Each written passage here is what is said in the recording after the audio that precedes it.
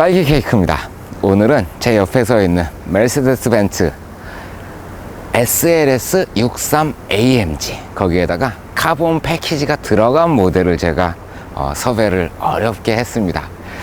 참 뭐랄까요, 사진으로 볼 때는 이 SLS라는 스포츠카가 좀 작아 보였었어요. 제가 SLK는 그 전에도 많이 봤었는데 SLK보다 조금 커가지고 한 SL, 벤츠의 SL 정도의 사이즈를 가지고 있는 그런 차인 줄 알았는데, 제가 실제로 이렇게 딱 왔는데 이렇게 보시게 되면 운전석에 앉아가지고 조수석 그 도어까지 손이 안 닿을 정도로 폭이 넓고, 높이도 이렇게 보면은 세차할 때 굉장히 편할 것 같이 낮아요. 그런데 차가 작아 보였던 결정적인 이유가 뭐였나 가만히 생각을 해보니까 타이어가 굉장히 넓은 걸 사용해요. 그러다 보니까 타이어랑 차체랑 이런 모든 비율들이 딱 맞아 떨어지다 보니까 사진으로 딱 봤을 때는 굉장히 작아 보이는 그런 효과가 있더라고요. 자, 이 디자인적인 부분에 대해서 제가 얘기를 시작을 했으니까 한번 이렇게 쭉 보시게 되면, 이 SLS라는 자동차의 가장 큰 특징, 디자인적으로 가장 큰 특징은 뭐냐면 요거죠. 걸윙 도어라고 부르는 이 도어. 일반적인 자동차들이 이렇게 열리거나 아니면 이렇게 열리는 좀 특별한 차들이 있는데, 이 녀석만 지금 그 보기 드물게 문이 이렇게 열려요. 걸윙 도어라는 게 시걸 윙이라는 거죠. 갈매기의 날개. 그러니까 이 그 전 모델 뭐였죠? 예전에 그 클래식 모델 중에서 문이 이렇게 열리는 모델이 있었어요. 그 녀석을 딱 보게 되면 전체적인 곡선들이 굉장히 예쁘게 이렇게 부드럽게 넘어가면서 그건 꼭 정말 갈매기의 날개 같더라고요. 그런데 이 SLS의 두 개의 문을 다 열어버리면 갈매기 날개라는 게 그 동의가 안 돼요. 제가 두 개의 문을 다 열어보려고 왔습니다. 여기 보시게 되면은 문을 열 때는 이렇게 문 손잡이가 밖으로 튀어나와요. 근데 달리게 되면 10km 정도가 넘어가면 이게 안으로 쏙 하고 들어가 버려 가지고 여기 문 손잡이가 있죠. 이렇게 두 개를 다 열어보면, 영상에서 어떻게 표현될지 제가 잘 모르겠는데 실제로 딱 보면 굉장히 이게 당당하게 올라가 있어요. 문을 열어놨을 때 모든 사람들의 그 시야를 집중시키는 그런 효과가 있습니다. 자, 이 걸윙 도어에 대해서 많은 분들이 궁금해하는 게, 차를 옆 차랑 가까이 세워놓으면 내리지 못하는 거 아닙니까? 그런 의문을 많이 가지시더라고요. 저도 이 차를 처음 보고 옆에 뭐가 있으면 못 내릴 줄 알았어요. 그런데 지금 보시게 되면 이 차체에서부터 밖으로 한 요만큼 되죠? 그리고 이렇게 좀 내려볼게요. 요 정도 45도 정도 내려왔을 때가 최대로 이 문이 열린 건데, 한 요 정도니까 40cm? 50cm는 안 되는 것 같아요. 40에서 40cm 정도의 공간만 있으면 문이 이제 부담 없이 열린다는 거. 저도 이거 보고 굉장히 신기했었어요. 그러니까 얘는 남의 차를 문콕을 할 수가 없고 딴 차는 이 차를 문콕할 수 있는 불리한 도어더라고요. 자, 이제 도어를 닫아야 되겠네요. 이제 도어 설명을 해드렸으니까 다음 부분들을 설명을 해드려야 되는데, 일단은 눈이겠죠. 헤드라이트 부분. 요 헤드라이트를 보시게 되면은 이렇게 아래로 길쭉한 타입이에요. 왜 보통 자동차들이 가로로 이렇게 돼가지고 사람 눈처럼 가로로 돼서 되게 봤을 때 익숙하다 그런 느낌을 주는데, SLS는 라이트가 세로로 달려 있어요. 그래서 차를 봤을 때 뭔가 이게 좀 낯선 느낌이 나요. 근데 저는 좀 특이한 게, 이 라이트를 보는데 왠지 익숙한 거예요. 저런 라이트를 어디서 많이 봤는데 라는 생각이 들었는데, 생각해보니까 제가 이제 그 짐차로 쓰는 스타렉스 구형이 있어요. 그랜드 스타렉스 말고 바로 전 세대 그 스타렉스 이렇게 보시면 라이트가 세로로 달려 있어요. 이 라이트가 의외로 스타렉스 라이트랑 굉장히 비슷하게 생겼다는 그런 특징이 있더라고요. 자, 앞쪽에는 뭐 이제 커다란 벤츠 마크라든가 뭐 이런 것들. 희한하게 벤츠는 생긴 게 화려하지가 않아요. 그러다 보니까 뭔가 디자인적인 요소에서 톡 튀는 뭐 그런 부분은 설명해 드리려고 그러면 좀 힘든데, 실제로 차를 봤을 때 굉장히 듬직해 보인다는 그런, 앞에서 보이는 그런 디자인이 있습니다. 뒤로 넘어가기 전에 제가 엔진을 한번 보여드릴게요. 엔진 여는 손잡이를 제가 한 5분 동안 찾다 왔어요. 자, 엔진을 공개합니다. 뜨거워. 저희가 이 촬영 장소까지 한 2km 정도 좀 전에 시동을 껐다 걸고 이동을 했는데, 그 사이에 올라오는 열이 아주 따뜻합니다. 제가 벤츠를 굉장히 좋아하는 이유가 뭐냐면 정비성이 좋아요. 어떤 면에서 그러냐면은, 보통 일반 승용차라든가 차들의 본넷을 열어보시면 요 정도 딱 열리고 끝나잖아요. 근데 대부분의 벤츠들은 이걸 이렇게 제끼면은 이렇게 서요. 전 이거 너무 좋아요. 엔진을 이렇게 들여다볼 때 뭐가 이렇게 머리에 걸리지를 않으니까 그런 게 너무 좋더라고요. 저거 다시 내려올 때 이게 손이 안 닿아가지고 고생 좀 하겠는데요. 자, 아까 제가 차를 소개할 때 카본 패키지가 장착이 돼 있다고 말씀을 드렸잖아요. 그 카본 패키지가 어디에 들어가 있냐면은, 첫 번째가 저 사이드 미러를 보시면 돼요. 일반적인 모델들은 저 사이드 미러가 바디랑 같은 색깔인데, 카본 패키지 모델들은 사이드 미러가 카본으로 만들어져 있어요. 그리고 요 엔진을 돌아가면서 이렇게 덮어놓은 커버, 요 엔진 커버가 카본으로 되어 있습니다. 제가 카본 패키지 없는 모델을 봤는데, 그 녀석을 보다가 이걸 보니까 카본 패키지가 없는 SLS는 뭐가 좀 부족한 게 아닐까, 그런 생각이 들 정도로 카본 패키지가 상당히 고급스럽게 보여요. 자, 가운데로 보시면은 6300cc짜리 엔진이 자리를 딱 하고 있죠. 벤츠가 V형 구조로 돼 있던가요? 저도 이게 그 차의 전문가가 아니다 보니까 모든 걸 다 알지는 못해요. 여러분들이 영상을 이렇게 보시다가 제가 이 실언을 하거나 아니면 몰라가지고 버벅거리는 부분이 보이실 거예요. 그러면은 리플로 몇 분 몇 초에 너 그거 잘못됐어 이렇게 좀 남겨주셨으면은 도움이 참 많이 될 것 같습니다. 자, 제가 어디서 읽었던 건데, 벤츠 엔진은 대부분 이렇게 V자형으로 배치를 하기 때문에 이렇게 복서 엔진이라든가 다른 방식에 비해가지고 반응이 좀 느리다는 그런 얘기들이 있더라고요. 그런데 워낙에 엔진 자체가 거대하고, 그러다 보니까 제가 이거를 옆자리에 몇 번 타봤는데, 엔진이 둔하다거나 힘이 부족하다거나 그런 걸 느껴본 적은 한 번도 없어요. 이 좌우측에 두 개 이제 에어 필터가 두 개나 장착이 되어 있는데, 하나만 해도 제 차에 들어가 있는 에어 필터보다 더 큰 것 같아요. 저는 이제 i30 1.6 수동 모델을 타고 다니는데, 걔가 에어 필터가 요만하거든요. 근데 얘가 이래요. 하나가. 그게 두 개가 좌우에 박혀 있고, 가운데 이제 오일 들어가는 탱크가 있고, 그리고 저쪽에 이제 와이퍼 들어가는 액이 보이고, 요거는 냉각수네요. 냉각수가 오른쪽으로. 와, 커버가 있으니까 안에 이제 뭐랄까요, 기계들이 어디에 어떻게 배치되어 있는지 제가 확인해 드리기가 참 힘드네요. 정말 놀라운 거는 이 전면에 라지에이터 그릴이 있잖아요. 그러면서 이 라지에이터 그릴에서 열을 빼기 위해서 앞에 달려있는 팬이 이러니까 이래요. 팬이 이만한 게 가운데 하나 딱 붙어가지고 엔진의 열을 빼내는데 굉장히 큰 도움을 주고 있어요. 이 대부분의 슈퍼카들이 어떤 특징이 있냐면은 열을 굉장히 많이 내뿜어요. 그러다 보니까 그 열들을 빨리 배출을 해야 되는, 그런 배출할 수 있는 그런 구조를 가지고 있는 거죠. 그게 어떻게 보면 주행할 땐 장점인데, 단점이 뭐냐면은 엔진 시동을 딱 걸고 뭘 해야 되냐면 예열을 하게 되잖아요. 정해진 온도까지 이렇게 열이 딱 받아야 그때부터 이제 엔진을 마음껏 사용할 수가 있는데, 이 열 배출이 너무 좋은 엔진들은 예열하는 시간들이 좀 오래 걸려요. 그런데 그게 이제 조금 이제 연식이 있는 한 7, 8년 전, 5, 6년 전 슈퍼카들이 그런 식으로 돼가지고 예열하는데 참 오래 걸렸었거든요.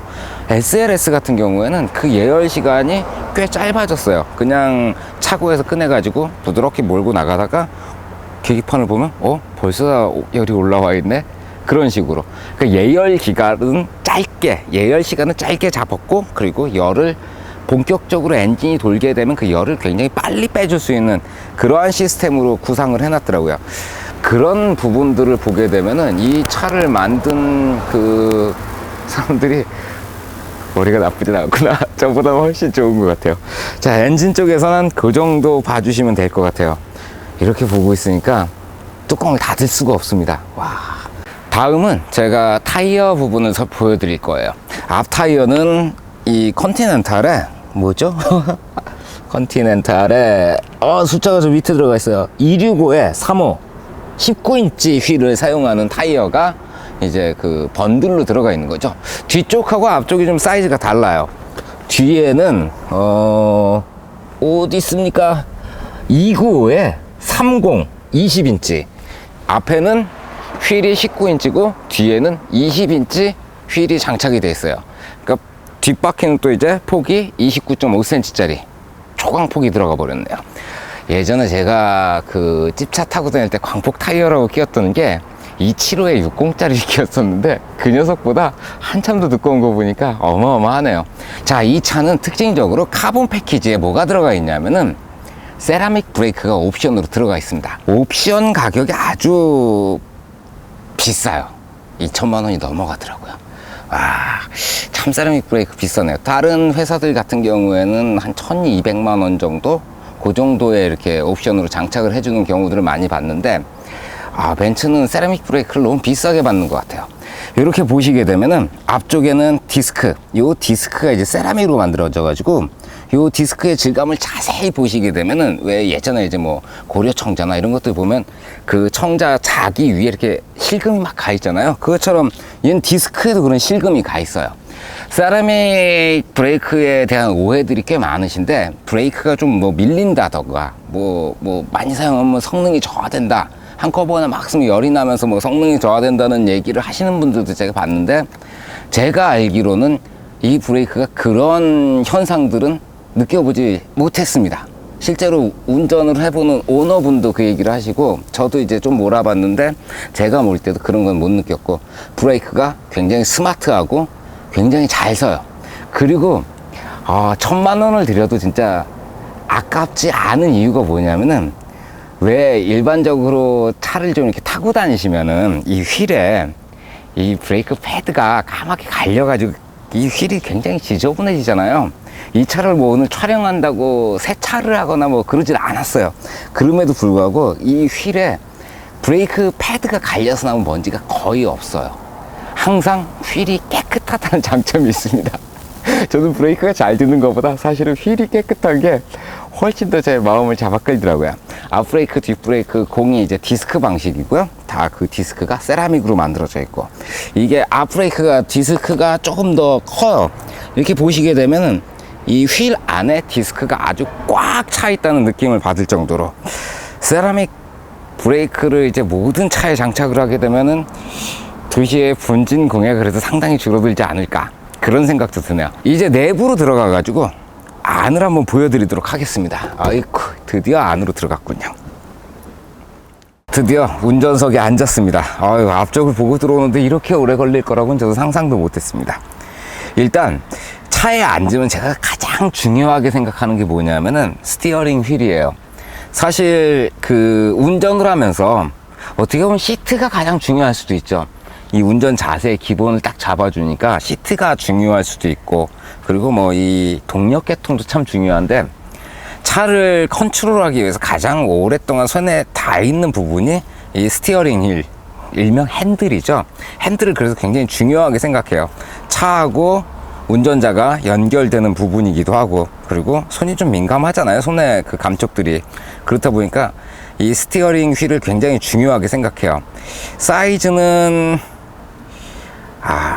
스포츠카라고 말했을 때 아주 살짝 큰 느낌이 납니다. 제가 i30를 탄다고 말씀을 드렸었잖아요. i30의 스티어링 휠하고 이 녀석하고 사이즈가 거의 비슷해요.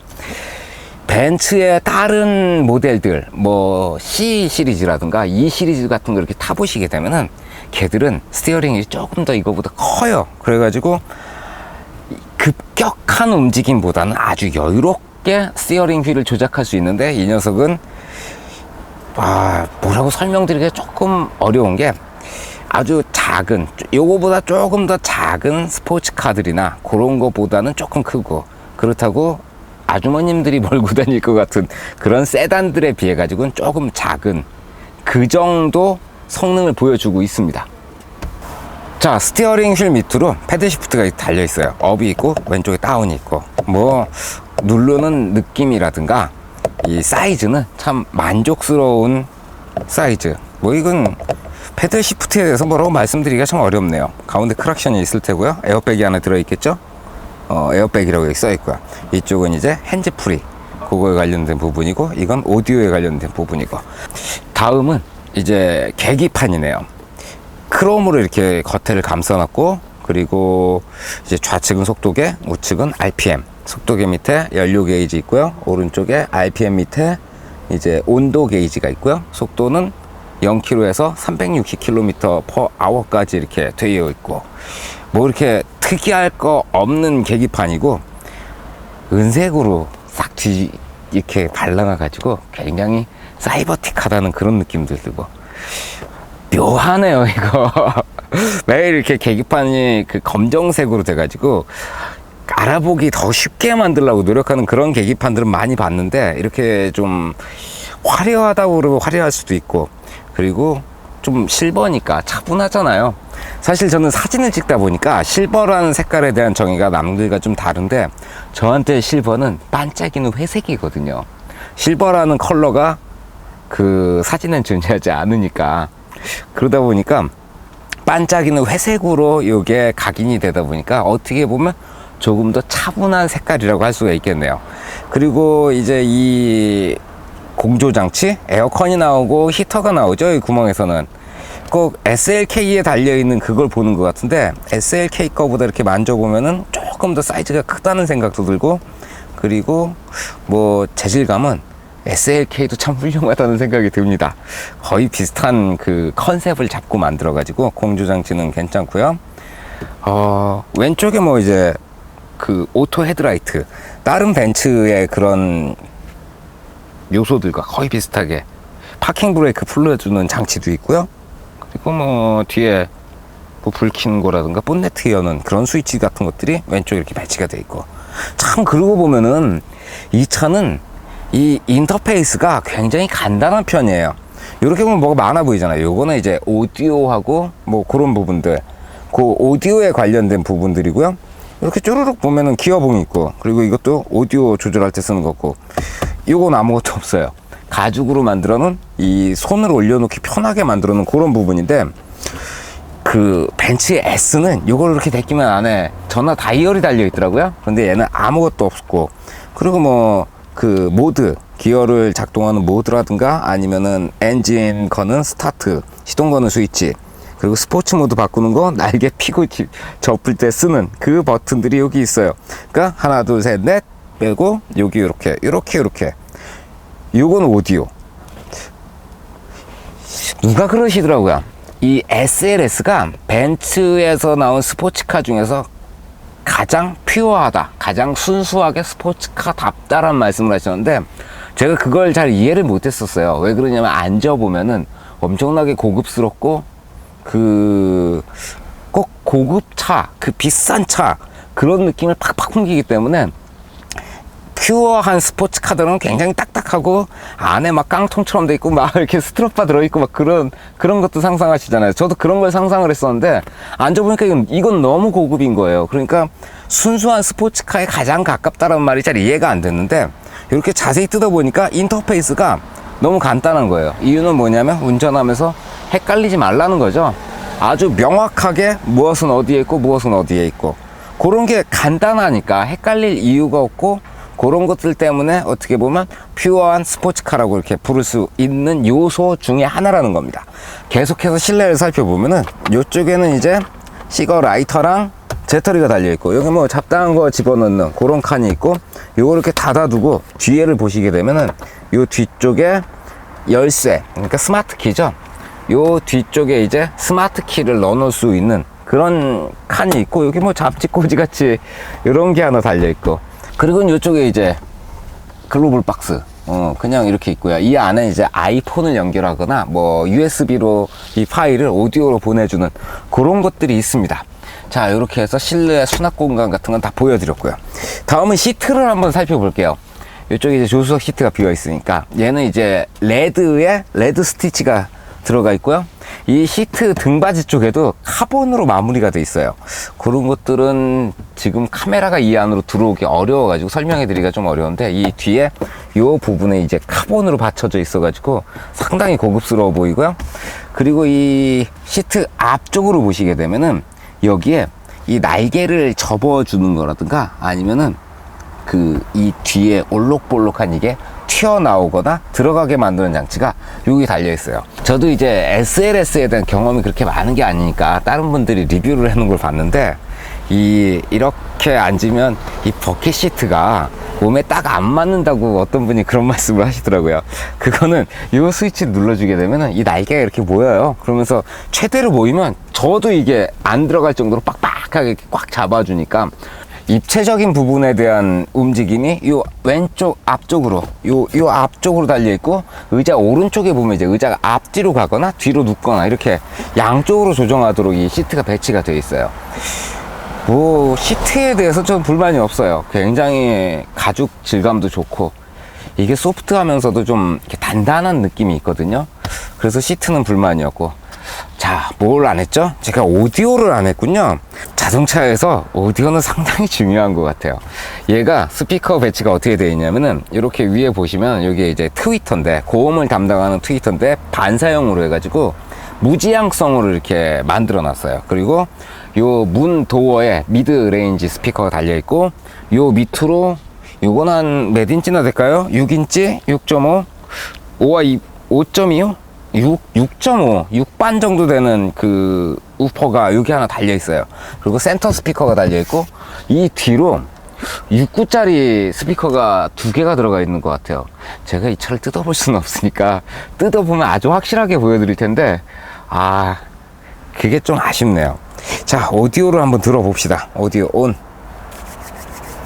AMG 마크가 나오면서 오디오가 켜지고 있습니다. 작게 이제 음악을 작게 틀어놨거든요. 좀 전에 크게 들었는데 지금이 새벽이다 보니까 이 주변에 다른 분들한테 좀 민폐를 끼칠까봐. 파워는 일단 굉장히 강해요. 앰프는 몇 와트급이 들어가 있을까요? 그런 건 어디 사양이라든가 스펙이라든가 이런 게 공개가 된 게 없어요. 그래서 이제 그런 부분들은 저도 정보가 없으니까 말씀드리기가 좀 힘들고. 자, 스피커 개수랑 와트수 나와 있는 거 있어. 그래? 인터넷 보면 있어. 인터넷을 한번 찾아봐야 되는데 지금 좀 상황이 여의치가 않습니다. 센터 스피커가 있는 그런 방식의 오디오여가지고 그 스테이징은 굉장히 칼같이 잡아내요.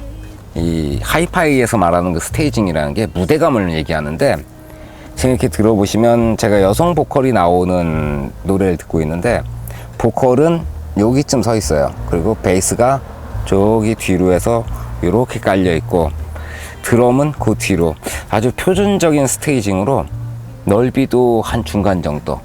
근데 자동차 안에서 스테이징이 굉장히 넓다는 건 말이 안 되는 거고, 워낙 자동차 안이 오디오에게 그렇게 우호적인 공간이 아니기 때문에 오디오에게 많은 걸 바랄 수는 없는데, 디테일이 굉장히 뛰어나고, 그리고 아무래도 3웨이다 보니까 디테일 뛰어난 건 당연한 거죠.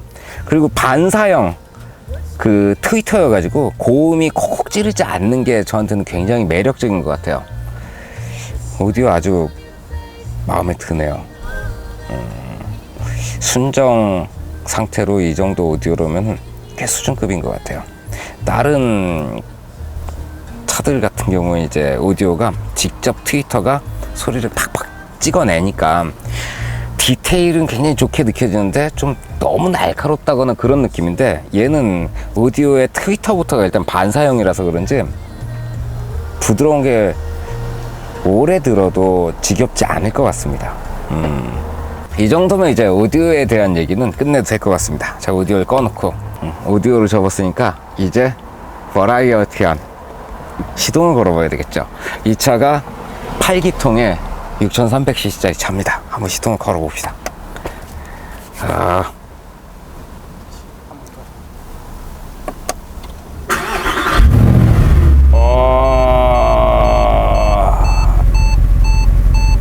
이 소리 아주 좋군요.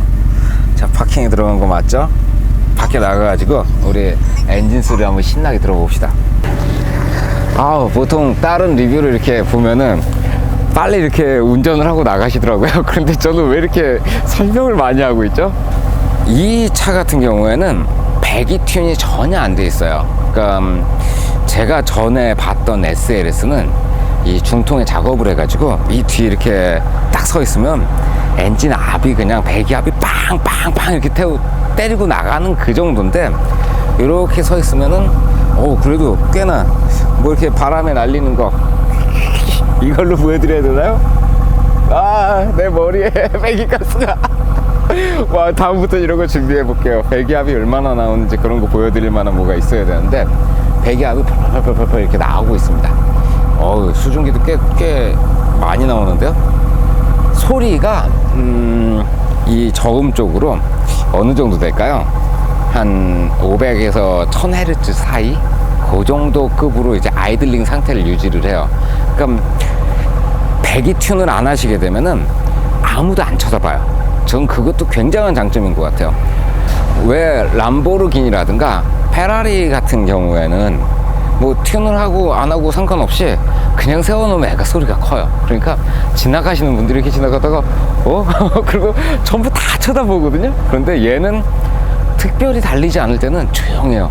그러니까 시내 도로를 저속으로 다니실 때는 그래도 상당히 조용해가지고 아무도 신경을 안 쓰는 그 정도의 이제 배기음을 갖고 있다는 거죠.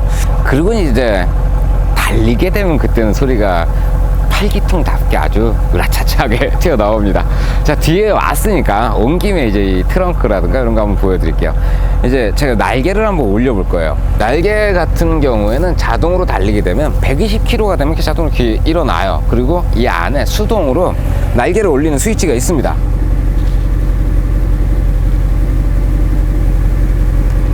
이런 식으로 수동으로 이 뒤에 스포일러를 올려놓고 다닐 수도 있고, 그리고 그 안에 이제 트렁크가 있죠. 트렁크는 원터치로 제가 열었는데, 이 트렁크는 크지는 않습니다. 그런데 여타의 스포츠카들 뭐 R8이라든가 이런 거에 비해 가지고는 이 안에 물건이 들어가요. 저희 이제 촬영용 가방을 보여드릴게요. 이게 저희 촬영용 가방인데 가방이 꽤 큰 편이에요. 근데 그게 이렇게 들어간다는 거죠.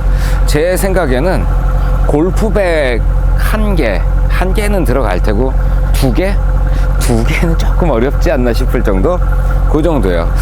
골프백 2개 아슬아슬하게 들어갈 것 같기도 해요. 이 상태로 덮으면 저희 이 가방 굉장히 큰데 이 큰 가방이 들어갈 정도로 어느 정도 스포츠카 치고는 꽤나 넉넉한 트렁크 공간을 제공한다는 거, 그게 참 재밌네요. 이 정도 했으면 이제 차를 몰고 나가서 설명을 해드려야 되는데, 이 오밤중에 저희 카메라가 막 돌아다니면 안 찍혀요. 너무 어두워가지고. 이 시승은 낮에 한번 해서 보여드리도록 하겠습니다. 그래도 제가 이 차를 한 달 좀 넘게 옆에서 봤거든요. 그래서 이제 그 오너분한테도 얘기를 많이 들었었고, 이제 차에 대한 어떤 평가라든가 그런 것들 옆자리 차면서 운전을 해보면서 느낀 것들이 몇 가지가 있는데, 정리를 해서 말씀을 드려볼게요. 첫 번째는 슈퍼카 중에서는 연비가 상당하다는 거예요. 예전에 이제 페라리 뭐 F430이라든가 이런 녀석들 같은 경우에는 연비가 대략 1km에서 2km 리터당, 쉽게 표준 연비가 아니고 실연비, 왜 그런 차들은 밝게 되잖아요. 그렇게 다녔을 때 한 1, 2km 정도 나오는데, 얘는 좀 전에 안에 들어가서 봤더니 3.8km 조금 넘게 찍혀 있더라고요. 공인 연비가 한 5km 정도 되는 것 같아요. 그러니까 일반 슈퍼카들에 비해 가지고는 연비가 좀 좋은 편이에요. 설마 이런 거 타면서 이제 연비를 그렇게 신경 쓰시는 분들이 있지는 않으실 텐데, 그래도 주유소에 자꾸 들어가야 되는 건 꽤 귀찮잖아요. 그런 면에 있어 가지고는 조금 더 편하게 즐길 수 있는 그런 부분들이 있고요. 승차감 같은 것들, 어떻게 말씀을 드려야 될까요? 마력이 한 600마력 되죠, 얘도.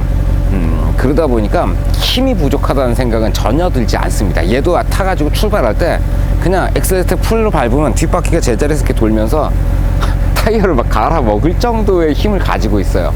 이제 보통 주행을 하다 보면은 그 힘이 어떤 느낌을 주냐면은, 우리나라 도로들이 이렇게 굉장히 매끄러운 편은 아니잖아요. 그러다 보니까 도로가 가면서 울렁울렁 이런 부분들이 좀 있거든요. 특히 이제 강변북로 같은 데 달리다 보면은 도로가 이렇게 가는데, 그거를 강변북로가 시속 80까지죠 80으로 달리다 보면, 거짓말이긴 하지만 공식적인 거니까요. 80으로 달리다 보면 차가 이렇게 붕 뜨잖아요. 무게가 훌렁훌렁 이러니까 그 차가 위로 올라가는 그 순간에 타이어가 제자리에 확 돌아버리는 그런 느낌이 나요. 접지력이 조금 이렇게 떨어질 때 그 훅 돌아갈 만큼, 그 정도로 이제 힘에 있어서는 전혀 아주 조금도 부족하지 않습니다. 넘치는 힘을 보여주는 그런 장점들이 있고, 그 다음은 코너링에 대해서 말씀을 드려보면은, 제가 이거 코너링 부족하다고 느껴본 적이 한 번도 없어요. 워낙에 이제 광폭 타이어니까 접지력도 좋고, 거기다가 무게 배분, 이게 엔진이 앞에 있잖아요. 그런데 엔진의 위치가 정작 어디 있냐면, 여기 앞바퀴가 있으면 이 앞바퀴 뒤로 엔진이 딱 들어가 있어요. 이 앞에 이제 냉각에 관련된 부분들이랑 뭐 그런 부분들이 있고, 엔진은 이 뒤에 들어 있어서 이것도 미드십이에요. 그래서 무게 배분도 앞뒤로 굉장히 좋은 편이고, 뒤에 엔진이 가서 붙으면 구동력을 전달하는 데는 도움이 되겠죠. 엔진이 뒤에 붙어서 뒤를 눌러버리니까 뒷바퀴에서 땅으로 동력이 전달되는 데는 굉장히 도움이 되는데, 그러면 앞바퀴가 상대적으로 가벼워지면서 앞이 조금 부족하다 그런 느낌이 올 수 있는데, 이 녀석은 그래도 앞쪽으로 엔진이 붙어 있다 보니까 앞바퀴를 뒷바퀴에 비해서 조금 더 많이 누른다는 그런 느낌이 있어요. 그러면 조향을 하는 데 있어서 도움을 많이 받겠죠. 아무리 생각해도 제가 이 코너를 틀면서 불만을 가졌던 경우가 거의 없는 것 같아요. 저는 이제 운전을 20년을 했는데, 저는 드라이버죠. 레이서는 아닙니다. 그러다 보니까 제가 이걸 가지고 드리프트를 한다거나 뭐 드래그 레이스를 하거나 그럴 일이 없으니까, 일상적으로 여러분이 도로를 주행하실 때 조향이 부족하다 그런 생각은 전혀 못 하실 것 같아요. 제가 그랬으니까요. 자, 이 정도면 이제 이 차에 대한 많은 것들을 제가 설명을 해드렸네요. 아쉽게도 지금 뭐 차를 몰고 나가기엔 좀 어려움이 있을 것 같고, 뭐 그렇습니다. 이 차 가격이 뭐 제가 월급을 모아서 살 수 있는 가격은 아니라서 좀 아쉽긴 한데, 그리고 거기에다가 세라믹 브레이크에다가 카본 패키지가 들어가서 여러분들이 알고 계시는 표준형에 비해서도 이게 좀 고급 모델이에요. 이 정도면 제가 이 차에 대해서 여러분께 알려드릴 걸 거의 다 알려드렸네요. 와, 뜨거! 엔진 열이 상당한데요. 손을 대일 정도는 아닌데, 와, 이걸 냉각을 하고 있으니 대단하네요. 참, 이렇게 생긴 차 하면 생각나는 게 뭐냐면 다치파이퍼인데요. 옛날 그 초기의 다치파이퍼 같은 경우에는 이게 엔진이 앞에 있고 요렇게 배기구가 요렇게 들어가면서 문짝 옆에 밑을 통해서 이렇게 배기구가 지나갔대요. 그래서 고기가 엄청나게 뜨거웠다고 그 파이퍼 오너분이 저한테 그 얘기를 해주신 적이 있는데, 얘 같은 경우에는 배기구가 가운데로 지나가는 것 같아요. 그리고 내부에서는 그런 열을 전혀 느낄 수가 없고, 특징이 또 있군요. 제가 그 얘기를 드린 이유가 뭐냐면, 이 옆에 테두리가 문짝을 보시게 되면 두께가 막 이렇고 테두리도 막 이래요. 거기 배기구가 지나갈 줄 알았는데 거기 지나가지 않습니다. 그리고 천정 같은 경우에, 이 지붕 루프 같은 경우에도 A 필러, B 필러, B 필러라고 말하기도 참 뭐하잖아요. 완전 덩어리예요. 탑이 굉장히 단단해요. 그러니까 왜 컨버러블이나 이런 것들을 보게 되면 밑에가 굉장히 단단하고 하드탑을 이렇게 갖다 덮어놔도, 이거는 하드탑이 덮여도 위에는 힘을 뭐 지탱해 주거나 균형을 잡아주고 그런 부분, 그런 역할을 못 하잖아요. 그게 허당이니까. 근데 얘는 이 A필러, B필러 탑 자체가 그냥 강철 덩어리 같아요. 뒤집어져도 뭐 전혀 문제가 없을 정도의 강성이 있습니다. 이거는 어떻게 설명을 해드리죠? 이 부분을 절대 빼놓을 수 없는 건데, 차에 타면은 참 마음이 편해지는 게, 이건 쳐봐서도 죽지는 않겠다라는 생각이 들 정도로 엄청나게 단단해요, 이 탑이. 그런 부분들이 아주 감동적이었던 부분이고요. 차 자체도 너무너무 훌륭한 차고요. 가슴이 아프네요. 자, 오늘은 이 정도에서 마무리하는 게 좋을 것 같습니다. 제 가슴이 점점 아파오고 있습니다. 수고하셨습니다. 필승.